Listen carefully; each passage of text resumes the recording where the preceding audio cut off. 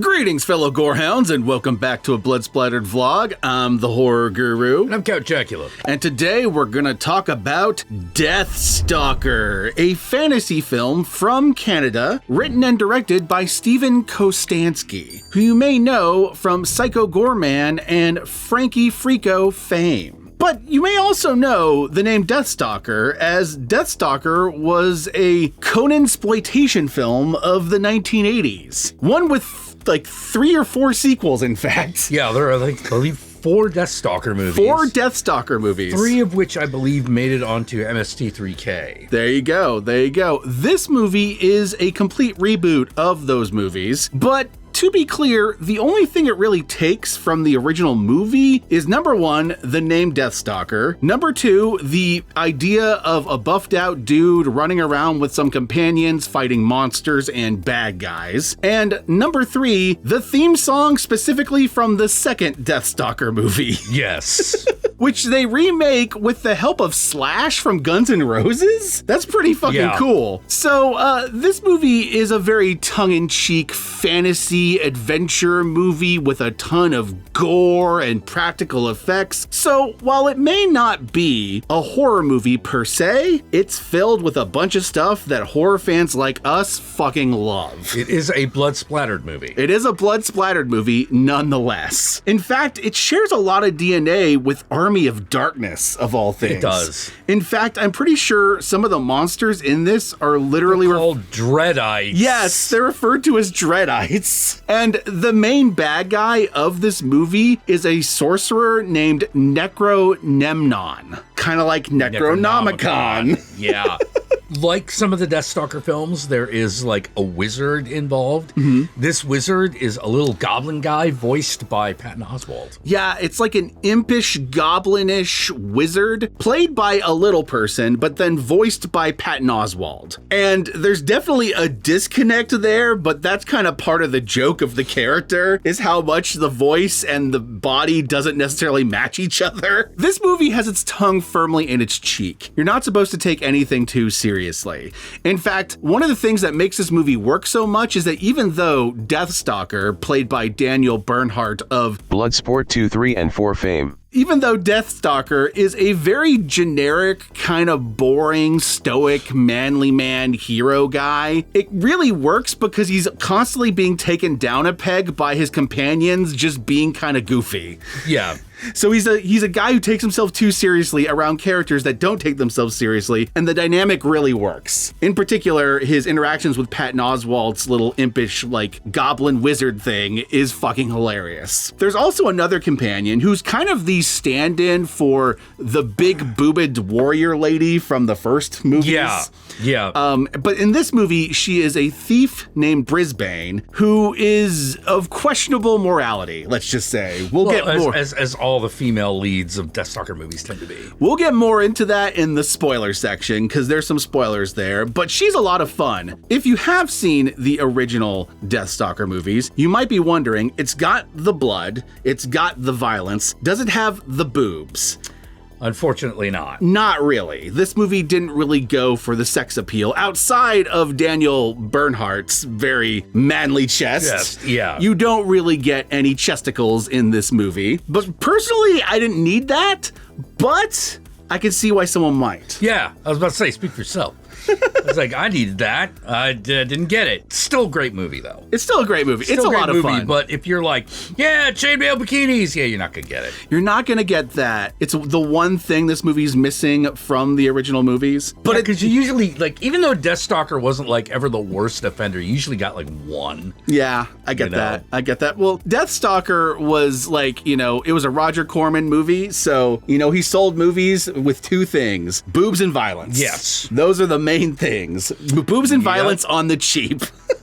This movie is definitely on the cheap, but they do a lot with their low budget. Well, the low budget is part of the aesthetic. They use a lot of old school, like, fantasy movie tricks from, like, Neverending Story and movies like that, with a lot of, like, puppets and stuff. Yeah, in this movie. yeah. There's also a bit of Ator and the Mighty Sword. Yeah, 100%. 100%. And there's also a lot of Psycho Goreman and Frankie Frico in this movie with the puppets they do. So if you like those two movies, movies and the tone those two movies go for, just imagine that tone transposed on like a sword and sorcery film, and that's basically what this is. Yeah. Oh, one of the most obvious things that is an improvement over the original Deathstalker films is that the monsters look better. The monsters look amazing in this. If you've seen any of Stephen Kostanski's other films, the monsters look just as good here as they do in those movies. Yeah, which means they look goofy as fuck, but they're well done. But they're also like gooey wet puppets. Yeah. And I love gooey wet puppets in horror movies especially, but also in my sword and sorcery films. Gooey wet puppets are fucking great and highly underrated in my opinion. Yes, I agree. I had a blast with Deathstalker. It is hands down the best of the Deathstalker films.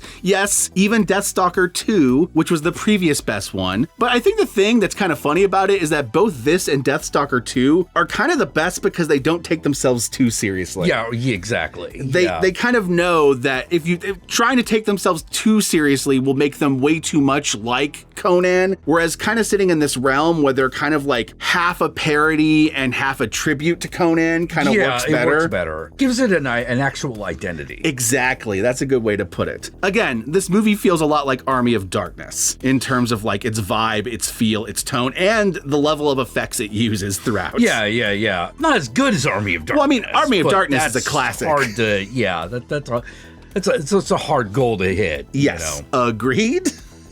So yeah, Deathstalker is currently available to rent or buy on various streaming platforms. If anything we've said so far has enticed you, Deathstalker is a gory, fun, hilarious, tongue-in-cheek fantasy movie filled with gooey wet puppets and an awesome soundtrack with Slash on guitar doing the theme song of Deathstalker 2. Like, I cannot stress that enough. Slash is on the soundtrack to this movie from Guns N' Roses. That's awesome. So if any of that has enticed you, go check it out, pick your poison and enjoy. And let's move on to the spoiler section so we can talk about the shit that happens in this movie that are actual spoilers because there are some twists and turns here. So here we go.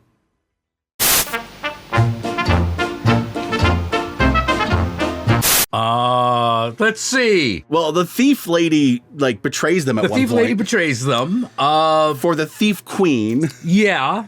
And they get saved by a swamp monster that they fight and then befriend by Deathstalker having to give him a hug, which is a great example of what I mean when I say what makes Deathstalker work in this movie is that he's constantly being taken down a peg. Yeah. So he's this overly masculine, like, warrior dude who takes himself too seriously. And then there's a point where the little impish goblin voiced by Patton Oswalt is just like, you gotta give him a hug. What?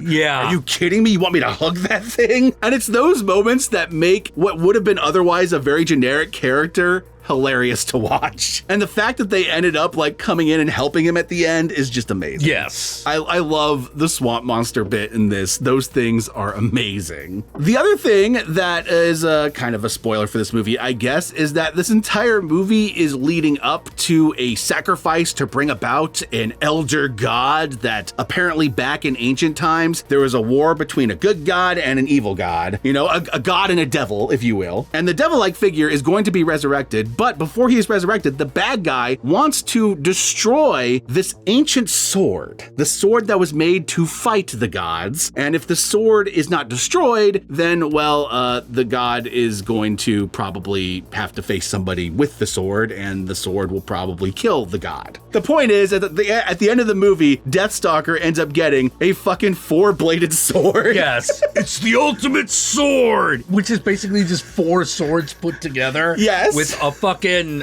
hilt made of knives. Yes, it's basically the most ridiculous and unwieldy thing you've ever seen in your life. But what I like about it is that it's a great tribute to movies like Krull. Yes. Which all centered around like impossible weapons that make no sense. Hey, it's a boomerang with blades on it. It'll work. You'll be able to grab it without, stabbing yourself somehow. Okay. It's like the idea of the double-bladed lightsaber. Like, you're supposed to fight with it like it's a staff, but with a staff, you can grab every bit of the staff, but you can't on the lightsaber. You can only grab that little bit. I know. So there's only so much you can do with that. Look, it just looks kind of cool. Yes. And although this one just looks extremely stupid. It looks really stupid. It looks like the kind of like, it looks like a ridiculous toy tie-in that they were forced to put in the movie. Oh, yeah. Which just makes the joke all the better. Another thing I really liked about this movie is throughout the movie, the wizard Doodad, which is the Patton Oswalt character, is constantly doing spells that either backfire or just go wrong. Yeah. And I like that at the very end of the movie, all those spells came back and actually saved the day. Yes. I thought that was a really cool touch. I love each and every fucking monster in this movie, no matter how goddamn stupid they look. Obviously, the swamp monsters are a highlight. Yes. But I also want to give a shout out to the two-headed troll. The first thing that shows up? Yeah. The two-headed troll is great. Technically, the first thing that shows up are like the Dreadite, like putty monsters at the beginning of the movie. Right. Which kind of look like villains from like Power Rangers, but like with extra spikes.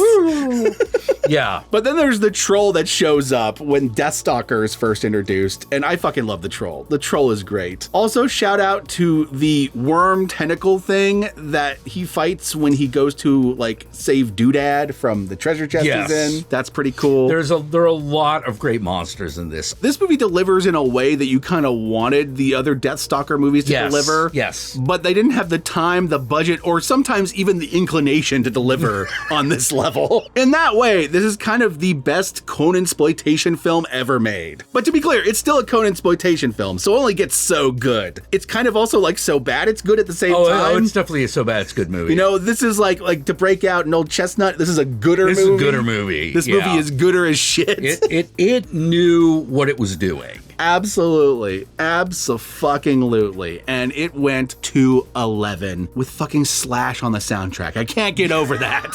So yeah, Deathstalker gets fucking 2 gory severed thumbs up from me. And where can they find you, Count Jackula? Oh, you can find me here on YouTube, where I stream usually every weeknight at 7 p.m. Pacific Standard Time. And you should come on down, because I'd love to see you, because we talk about all sorts of groovy things like monsters, blood, madmen, and we'd love to see you there. How about you? Y'all know me, I'm the Horror Guru. You can find me on various social media platforms, but these days I primarily use Blue Sky, so follow me on there. Be sure to like, comment, and subscribe, and don't forget to ring that notification bell so you're notified of my videos immediately upon their upload. And if you'd like to help out either of us more directly, be sure to check out our Patreon pages. And remember, if you decide to go the Patreon route, even $1 a month can go a long way, but we will certainly accept more. Please, send us more. We could use it these days. And with that said, my fellow Gorehounds, I want you to comment below, and be sure to comment below using the hashtag 4-bladed sword. Use the hashtag 4-bladed sword because it's one of the coolest and stupidest fucking things in this movie. I kind of want a replica of that sword. Yes, yeah. Just so I could, like, you know, prove how unwieldy it is, Oh my while God. also how it looks awesome it is. unwieldy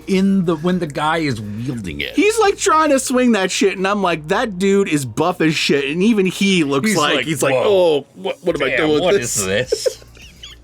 Kudos to Daniel Bernhardt for trying his ass off to make that look cool. He somehow succeeded and failed at the same time, but failed with style. And with that said, my fellow Gorehounds, peace out, and we'll catch y'all later.